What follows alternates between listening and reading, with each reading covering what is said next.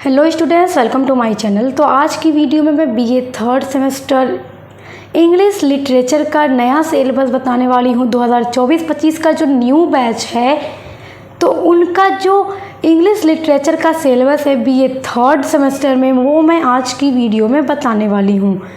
Students देखिए, आप लोग सेकेंड सेमेस्टर का एग्ज़ाम दे चुके हैं और मैंने बहुत अच्छे से आपके हर सब्जेक्ट की तैयारी कराई। उम्मीद करती हूँ आप लोगों ने अच्छे से अपना एग्ज़ाम दिया होगा और उम्मीद ये भी करती हूँ और मैंने दुआ भी की है कि मेरे सभी स्टूडेंट्स के मार्क्स बहुत अच्छे आएँ। तो चलिए आज की वीडियो में चर्चा करते हैं नए सिलेबस पर आपके इंग्लिश लिटरेचर का। तो देखिए, इंग्लिश लिटरेचर में जो आपका टाइटल होगा बीए थर्ड सेमेस्टर में वो है ब्रिटिश एंड अमेरिकन ड्रामा। आप लोगों ने फर्स्ट सेमेस्टर में प्रोज और शॉर्ट स्टोरीज़ पढ़ी, सेकेंड सेमेस्टर में आप लोगों ने पोइट्री यानी कविताएं पढ़ी, थर्ड सेमेस्टर में आप लोगों को ड्रामा पढ़ना है, ठीक है। और जब आप फोर्थ सेमेस्टर में जाएंगे तो आप ट्रांसलेशन के बारे में पढ़ेंगे, इंग्लिश ट्रांसलेशन के बारे में। तो ड्रामा अब आपको पढ़ना है, ठीक है। पोइट्री प्रोज आपने पढ़ लिया, अब ड्रामा देखना है। ड्रामा क्या है, जिसको प्ले भी कहा जाता है, प्ले, ठीक है। प्ले मतलब भी नाटक ही होता है ड्रामा। तो BA third semester English literature में आपका ब्रिटिश एंड अमेरिकन ड्रामा है, यही आपके पेपर का नाम है। तो जो न्यू सिलेबस है एनईपी 2020 के अकॉर्डिंग, जैसा कि आप जानते हैं कि आपका सभी को जो है सेमेस्टर वाइज हो चुका है और एनईपी 2020 जिस यूनिवर्सिटी में लागू हो चुका है उनका यही सिलेबस होगा, फिर चाहे आप किसी भी यूनिवर्सिटी के हों। पेपर का पैटर्न जो एग्ज़ाम का है वो अलग हो सकता है, किसी का ऑब्जेक्टिव हो सकता है, किसी का सब्जेक्टिव हो सकता है, मगर पेपर, सिलेबस, ये सारी चीज़ें होंगी क्या, सेम होंगी। चीज़ें आपको एकदम सेम पढ़नी है, आप चाहे किसी भी यूनिवर्सिटी के हों। तो हम आज की वीडियो में न्यू बैच का ये सिलेबस डिस्कस करने वाले हैं और नेक्स्ट वीडियो से आपका यूनिट नंबर 1 शुरू भी करने वाले हैं। तो देखिए, सभी यूनिवर्सिटी के लिए है ये, ध्यान दीजिएगा आप लोग। ये देखिए यूनिट नंबर 1, जैसा कि आप लोग जानते हैं कि 8 यूनिट आप लोगों की होती है। तो पहली यूनिट में आपको पढ़ना है ड्रामा टाइप्स। आप इसको कह सकते हैं types of drama. Drama types, types मतलब प्रकार, ड्रामा के प्रकार, कितने तरह का ड्रामा होता है। देखिए ड्रामा भी कई प्रकार के होते हैं, तो उन सभी को आपको इसमें पढ़ना है। तो आपको क्या पढ़ना है, ब्रिटिश एंड अमेरिकन ड्रामा। तो पहले आप ये जान लीजिए कि आखिर ड्रामा है क्या चीज़, ड्रामा को लिखा कैसे जाता है, इसमें कौन कौन से एलिमेंट्स यूज़ किए जाते हैं, ये सब आपको यूनिट नंबर 1, 2, 3 के अंदर पूरा मिलाकर पढ़ लेना है। और आगे अब फिर इसी यूनिट्स में आपको British drama, American drama. British and American drama का मतलब ये है कि जो ब्रिटिश राइटर थे उन्होंने जो ड्रामा लिखा वो पढ़ना है, जो अमेरिकन राइटर थे उन्होंने जो ड्रामा लिखा वो पढ़ना है, ठीक है। तो हम पहले ड्रामा के प्रकार देखते हैं, टाइप्स ऑफ ड्रामा, ठीक है। इंग्लिश का पेपर है, इंग्लिश में बात करते हैं, मतलब कि प्रकार नहीं टाइप्स कहते हैं। ट्रेजेडी, ट्रेजेडी एंड टाइप्स, ये हो गया एक टाइप ड्रामा का, ठीक है। देखिए मैंने इसको अंडरलाइन पूरा कर दिया। ट्रेजी मतलब होता है, ट्रेजेडी मतलब होता है दुखद, दुखद का मतलब उदासी भरा नाटक। ट्रेजेडी एक ऐसा नाटक होता है जिसके एंड में जाकर मेन हीरो या हीरोइन की मृत्यु हो जाती है, डेथ हो जाती है। तो अब बताइए, अगर आप लोगों ने कोई मूवी देखी है और उस मूवी में एंड में जाकर हीरो या हीरोइन किसी एक की या दोनों की मृत्यु हो गई, तो आपको वो स्टोरी कैसी लगी? बिल्कुल बेकार, एकदम सैड हो गए। स्टार्ट से अच्छा रोमांटिक चलता आ रहा था सब कुछ और एंड में आके क्या हुआ, दोनों ही बेचारे मर गए। तो वही होती है ट्रेजेडी। तो इस तरह की आपको ट्रेजेडी पढ़नी है। आपके सिलेबस में मैकबेथ है, कहीं कहीं कहीं ओथेलो है, कहीं किंग लियर है, तो इस तरह से आपको पढ़ना है ये। और ट्रेजेडी में कितने टाइप्स होते हैं, देखिए अब ट्रेजेडी जो ड्रामा का एक टाइप है, इसमें भी कई प्रकार होते हैं। तो हम सभी चीज़ों पर बहुत अच्छे से पढ़ाई करेंगे, एक एक चीज़ को बहुत अच्छे से समझ कर पढ़ेंगे जब आपकी यूनिट्स शुरू करूँगी मैं। चलिए अगला देखते हैं। सिलेबस को अच्छे से समझ लेंगे तो चीज़ों को पढ़ना आसान हो जाएगा, क्योंकि जब आपको सिलेबस ही नहीं पता होगा तो आप खुद कंफ्यूज हो जाएंगे प्यारे बच्चों कि हमें क्या पढ़ना है। इसलिए 1 से 8 तक का सिलेबस इस वीडियो में आप एकदम अच्छे से समझ लीजिए। दूसरा है कॉमेडी। कॉमेडी से ही आप समझ गए क्या है, हंसने वाला ड्रामा, एक ऐसी एंडिंग जिसमें खूब हंसी मजाक होता है, हंसते हंसते ख़त्म हो जाता है। ठीक है, तो फिर कॉमेडी के भी टाइप्स पढ़ने हैं कि अब ये कॉमेडी जो है उसके कितने प्रकार हैं। ठीक है, 2 तरह के ड्रामा आपने देखे अभी। तीसरा है ट्रेजी कॉमेडी। अब बताइए, ट्रेजेडी एक ड्रामा है कॉमेडी, 2 ड्रामा हुआ। अब दोनों को मिलाकर तीसरा बन गया ट्रेजी कॉमेडी, यानी जिसमें दोनों तरह के फीचर्स आपको देखने को मिलेंगे, ट्रेजेडी वाले भी कॉमेडी वाले भी। ठीक है, समझना आसान है, समझते रहिए। तो ये भी एक नाटक का प्रकार है, ड्रामा का प्रकार है, इसको देखा जाएगा। एक एक चीज़ को बहुत अच्छे से पढ़ाऊँगी, इस तरह का पढ़ा दूँगी कि एग्ज़ाम में क्वेश्चन कहीं से आ जाए, आपका वो क्वेश्चन नहीं मिस होगा। पिछला बैच जो था बच्चों का, उसको भी मैंने बहुत अच्छे से ये पूरा क्लास कंप्लीट कराया, और आप लोगों का भी बिल्कुल अच्छा ही कराऊंगी, वैसे ही उससे अच्छा करने का प्रयास करूंगी ताकि आप लोग और अच्छे से पढ़ सकें। एक्सप्रेशनिस्ट ड्रामा, एक्सप्रेसियोनिस्ट ड्रामा, ये एक ड्रामा होता है, एक तरह का ड्रामा है। जब आपको ये पढ़ाऊंगी तो अच्छे से समझाऊंगी, मुश्किल कुछ भी नहीं है। ड्रामा ऑफ आइडियाज़, ऐसा ड्रामा जिसमें विचार दिए जाते हैं। देखिए, बहुत सारे नाटक ऐसे होते हैं जो समाज के ऊपर लिखे जाते हैं, समाज में किस चीज़ की ज़रूरत है, किस तरह से समाज में फैली बुराइयों को दूर किया जाए, सोशल पर्पस जिसका उद्देश्य होता है। बहुत सारे ऐसे भी ड्रामा हैं, तो कुछ इस तरह का ये ड्रामा है। अब देखिए, पोएटिक ड्रामा, पोएटिक ड्रामा भी एक तरह का ड्रामा होता है जिसमें कि पोएटिक से आपको समझ में आ रहा है, पोएटिक अगर हम कहें पोएट्री, कविता वाले गुण जिसमें होते हैं, जो कविता के फॉर्म में लिखा जाता है, रहेगा तो वो ड्रामा ही, मगर वो लिखा जाएगा पोएटिक एलिमेंट्स को फॉलो करके, तो वो पोएटिक ड्रामा होता है जिसमें हमें पोएट्री के फीचर्स देखने को मिलते हैं। क्लोजेट ड्रामा, ये भी एक ड्रामा है। द प्रॉब्लम प्ले, ये भी द प्रॉब्लम प्ले भी एक ड्रामा होता है जो समस्याओं पर, सामाजिक समस्याओं पर लिखा जाता है। देखिए, अगला है, लास्ट है, थिएटर ऑफ अब्सर्ड। देखिए, ये बहुत इंपॉर्टेंट है आपके एग्ज़ाम के लिए, इसको भी बहुत अच्छे से पढ़ाऊँगी, परेशान होने की ज़रूरत नहीं है। ये सारे आपके टाइप्स ऑफ ड्रामा हैं जो यूनिट नंबर 1 में आपको पढ़ना है। अगली वीडियो में यूनिट नंबर 1 आपका पूरा कंप्लीट करा दूँगी। चलिए यूनिट नंबर 2 देखते हैं।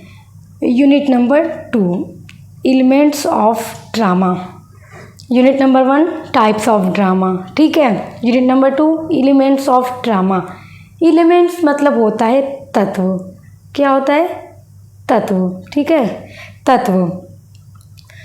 तो ड्रामा के तत्व, एक ड्रामा को लिखने के लिए राइटर को किन किन एलिमेंट्स की नीड होगी जिसका यूज़ करके वो ड्रामा को लिखेगा।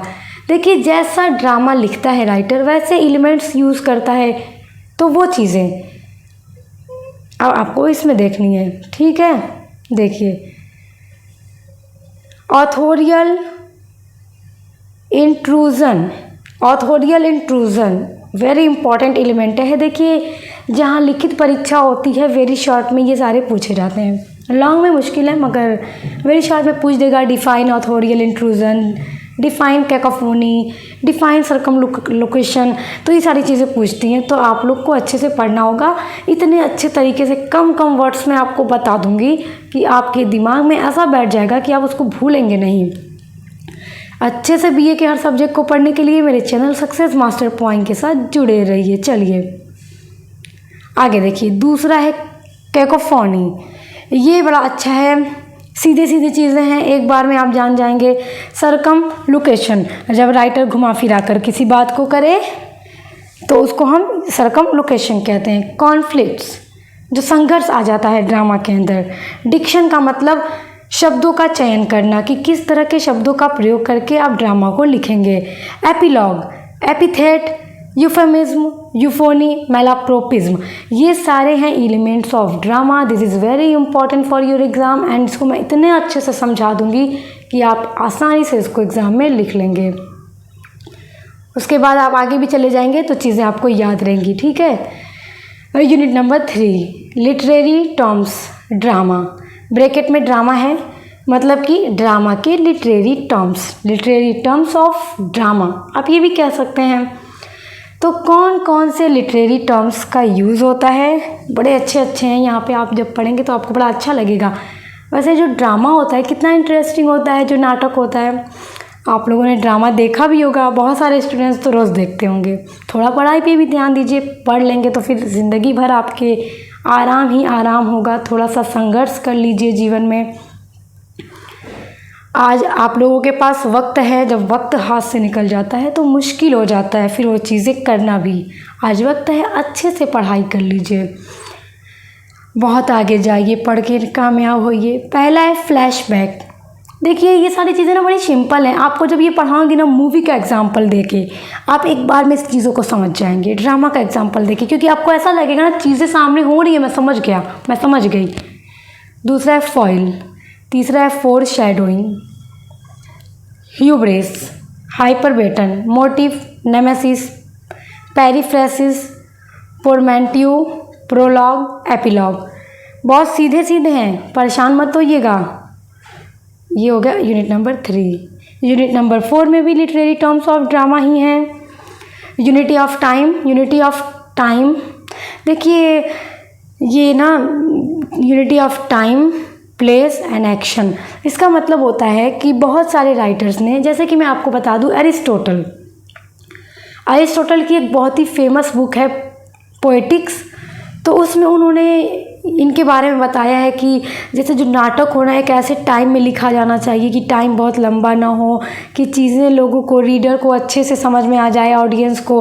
प्लेस एक जगह का ही होना चाहिए और एक्शन किस तरह का होना चाहिए, ये सारी चीज़ें उन्होंने बताई हैं अरिस्टोटल ने।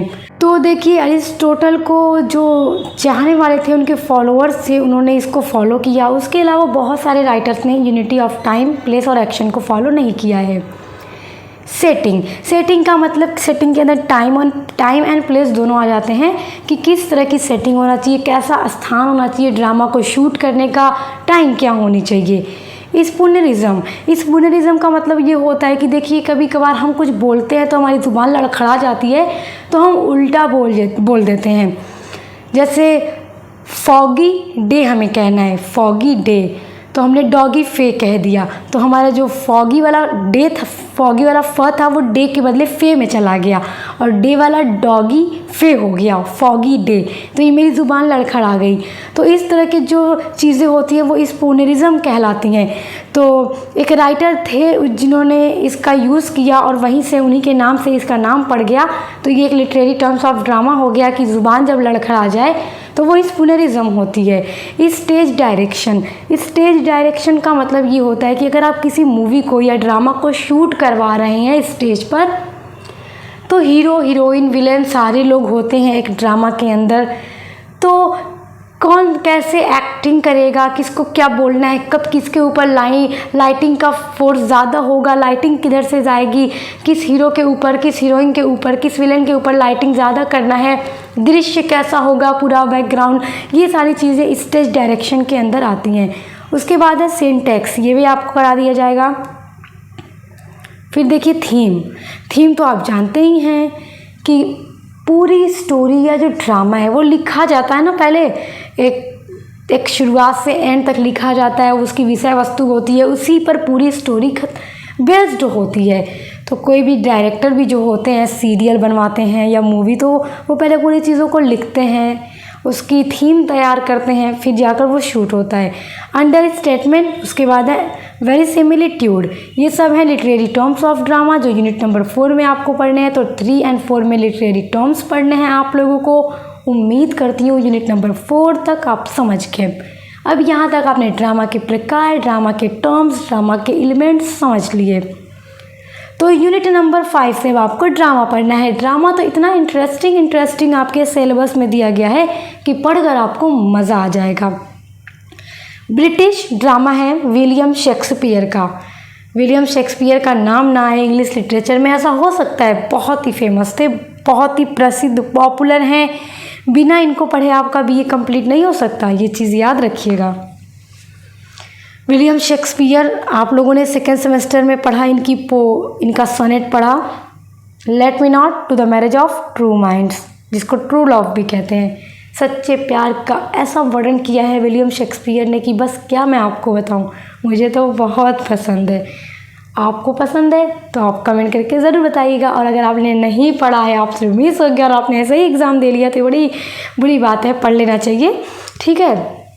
पढ़ना चाहिए आप लोगों को। बहुत बच्चे ऐसे होते हैं एक दिन पहले पढ़ते हैं और एक ही दिन में पूरी प्लेलिस्ट कवर कर लेते हैं, कहेंगे मैम हमने पूरी प्लेलिस्ट एक दिन में कवर कर ली। चलिए, थोड़ा हंसी मजाक चलता रहता है पढ़ाई के साथ तो मूड भी फ्रेश होता है, ठीक है ना। ये मत कहिएगा मैम ने हमारा टाइम ले लिया, टाइम नहीं लेती हूँ मैं आपका। हाँ, विलियम शेक्सपियर का ड्रामा है ओथेलो। अच्छा, आप देखिए बहुत सारे बच्चे कहेंगे नहीं मैम हमारे यहाँ ओथेलो नहीं है, तो मैकबेथ होगा, ठीक है। विलियम शेक्सपियर का मैकबेथ होगा। अब कुछ कहेंगे मैम ये दोनों ही नहीं है, तो किंग लियर होगा, ठीक है। कोई तो होगा, सब पढ़ा जाएगा, ठीक है। परेशान होने की ज़रूरत नहीं है। इससे जुड़े मैकबेथ, ओथेलो, किंग लियर से जुड़े जितने होने वाले क्वेश्चन होंगे इम्पॉर्टेंट, सब कुछ आपका करा दिया जाएगा मेरे चैनल पे। जो एग्ज़ाम में आएगा, जो कैरेक्टर होते हैं उनका कैरेक्टर स्केच करा दिया जाएगा, परेशानी की कोई बात नहीं है। यूनिट नंबर 6 में ब्रिटिश ड्रामा ही है जीबी शॉ का, जॉर्ज बर्नार्ड शॉ। ये भी बहुत अच्छे राइटर थे, बहुत famous. Arms and the man, ये ड्रामा मुझे इनका बहुत बहुत बहुत पसंद है। आपको पढ़ाऊँगी, आपको भी पसंद आएगा। इस पर वीडियो अपलोड की है मैंने, इस पर भी वीडियो अपलोड की है। अगर आप पढ़ना चाहते हैं तो आप अभी पढ़ सकते हैं, मैं लिंक दे दूँगी आपको इसी वीडियो में। जितना ड्रामा है मैंने ऑलरेडी करा दिया है। आर्म्स एंड द मैन में ना पूरा एकदम जैसे एक लड़की थी, उसकी मंगनी होती है एक लड़का से, फिर वो लड़का उसको धोखा दे देता है, फिर एक दूसरा लड़का उसकी ज़िंदगी में आता है, अचानक से किसी तरह उसके कमरे में घुस जाता है। मतलब पूरे वार का दिखाया गया सीन कि वो सब सैनिक थे, लड़की के घर वाले, उसका मंगेतर, फिर जो उसके कमरे में गलती से आ जाता है वो भी स्विट्ज़रलैंड का था, सोल्जर था, तो उसको उससे फिर प्यार हो जाता है और एंड में फिर उसकी शादी उसी से होती है, क्योंकि जिससे उसकी मंगनी हुई रहती है लड़की की, रैना की। तो वो जो सर्जियस था उसके धोखा देके उसकी मेड यानी सर्वेंट से शादी कर लेता है, ठीक है। मतलब उसके साथ चला जाता है। अच्छी स्टोरी है, बहुत अच्छी है। और अब देखिए गोल्ड स्मिथ। अच्छा ये देखिए ओथेलो जो है या मैकबेथ जो है या जो किंग लियर है वो ट्रेजेडी है, आपको ट्रेजेडी पढ़नी है।